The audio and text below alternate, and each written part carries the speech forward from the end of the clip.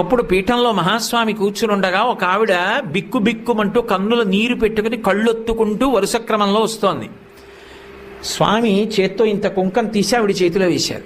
ఆవిడ తీసుకోకుండా చెయ్యి వెనక్కి తీసేసుకొని కళ్ళ నీళ్లు పెట్టుకుని పక్కకి వెళ్ళిపోయింది. అందరూ వచ్చి అయ్యో అయ్యో అయ్యో మహాస్వామి చేత్తో కుంకం ఇస్తే పుచ్చుకోవా, ఇంతకన్నా అన్యాయం ఉందా, పుచ్చుకోమ్మా అన్నారు.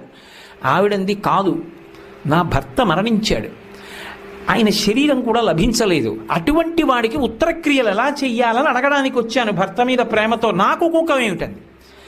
అమ్మా కాదు, ఆయన చేత్తో ఇచ్చారంటే ఏదో ఉంది, త్రికాలవేది, పుచ్చుకో అన్నారు. కాదనలేక ఆవిడ చేయి చాపింది. కుంకం వేసి చూసి అన్నారు, అమ్మా నువ్వు సుమంగళివమ్మా, నీ భర్త బ్రతికున్నాడు, నీ భర్త తిరిగి వస్తాడు, బొట్టు పెట్టుకో అని సువాసిని పూజ అవుతోంది. ఆ సువాసిని పిలిచి ఈవిడ కొప్పులో పూలు తురమండన్నారు. ఆవిడ కొప్పు నిండా మల్లెపూలు